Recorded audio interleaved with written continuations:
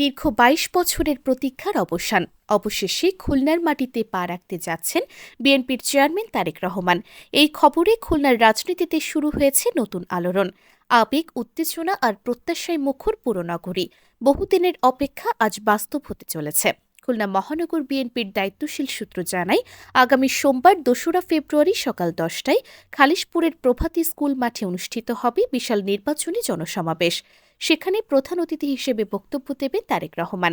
২ দশকেরও বেশি সময় পর খুলনার মাটিতে এটি হতে যাচ্ছে তার সরাসরি রাজনৈতিক কর্মসূচি, যা ঘিরে নেতাকর্মীদের মধ্যে তৈরি হয়েছে বিশেষ আবেগ ও প্রত্যাশা।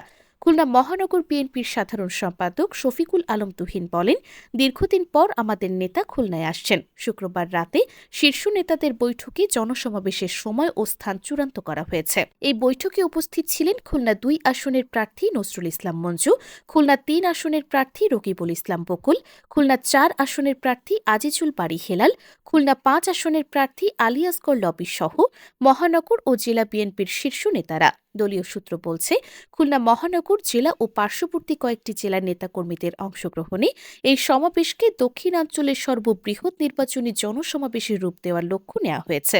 সমাবেশ সফল করতে দায়িত্ব বণ্টন করা হয়েছে মহানগর বিএনপি ও অঙ্গ সংগঠনগুলোর মধ্যে। মঞ্চ নির্মাণ, নিরাপত্তা, শৃঙ্খলা ও প্রচারণা নিয়ে চলছে ধারাবাহিক প্রস্তুতি। খুলনা মহানগর বিএনপির সভাপতি অ্যাডভোকেট শফিকুল আলম মনা বলেন, তারেক রহমানের খুলনা আগমন শুধু একটি রাজনৈতিক কর্মসূচি নয়, এটি নেতাকর্মীদের আত্মবিশ্বাস ও মনোবল ফিরিয়ে আনার মুহূর্ত। দীর্ঘ আন্দোলন সংগ্রামে থাকা নেতাকর্মীদের কাছে এই সফর যেন নতুন প্রাণের সঞ্চার।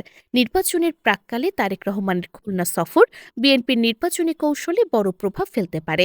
দক্ষিণাঞ্চলে দলের শক্ত অবস্থান ও জনসমর্থনের বার্তা দেবে এই জনসমাবেশ। এদিকে জনসমাবেশকে কেন্দ্র করে আইনশৃঙ্খলা পরিস্থিতি স্বাভাবিক রাখতে প্রশাসনের পক্ষ থেকেও নেওয়া হয়েছে প্রয়োজনীয় প্রস্তুতি। উল্লেখ্য, ২০০৪ সালের পর এই প্রথম খুলনায় আসছেন তারেক রহমান। ২২ বছরের অপেক্ষা শেষে খুলনা যেন আবারও দাঁড়িয়ে ইতিহাসের নতুন এক মোড়ে।